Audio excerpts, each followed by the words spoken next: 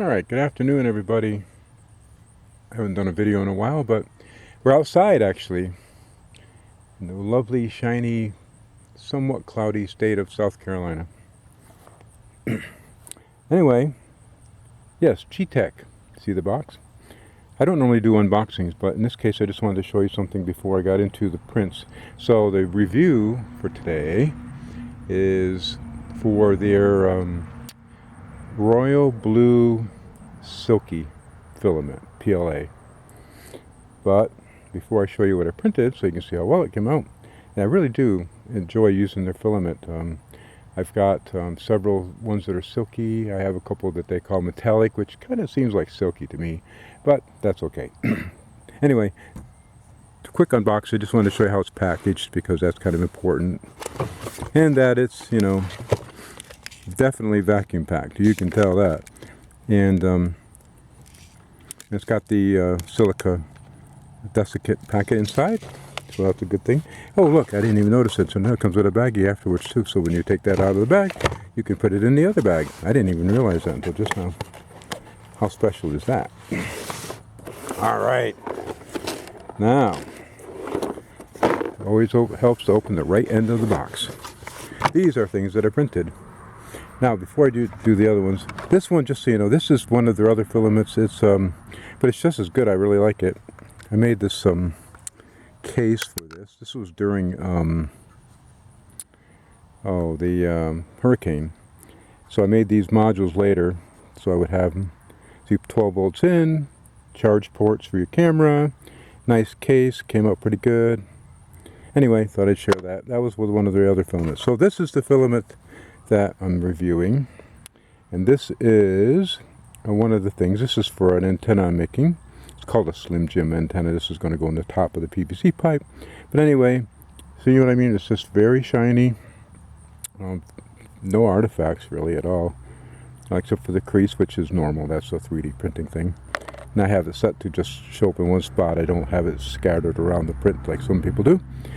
And then this is another thing. This is for reloading for my dies. And you can tell that just by looking, I'm trying to make it shine up into the camera there. But it's really, just nice and flat and smooth and shiny, and same with this surface. I mean, it's just really great filament. And there's actually the inside of that and the inside of that one. And this has an indent, so it did that fairly well. I don't know if you can see that or not, but one thing I like too about their filament, I have this one, I think it's a metallic pink. I was making some soap dishes, and that filament literally sat on my printer for like a month and a half in the summer humidity and still printed during that whole time. Never had to dry it. It was amazing. It's not very hygroscopic at all. I think I said that word right. Anyway, this is my little Star Trek coaster. The bottom part of this is finished. I have a matte glass on my 3D printer. I have an Ender 3 Pro, and I use a longer glass plate. That's amazing. I love that thing. I never have to worry about it at all, really. Things always stick. Anyway, so you can see that that's also nice and shiny there. There's no defects, no artifacts, just the the seam, which it always does. And this is for reloading. Again, that's the bottom and the sides. Again, you can see it's pretty shiny there, nice and flat. No silky, right? That's what they said. It's called silky. And I don't know if you can even see. Maybe the inside of the holes are nice and shiny too from printing the walls of those holes in the thing. This is for holding brass for reloading. So anyway, that's it. I mean, it's good stuff. I've enjoyed printing with it, and I've never had any problems with it. In fact, this print, by the way, I forgot to mention, was what I decided to do just for fun, is I increased the print speed by, what did I figure it was? 13%, I believe.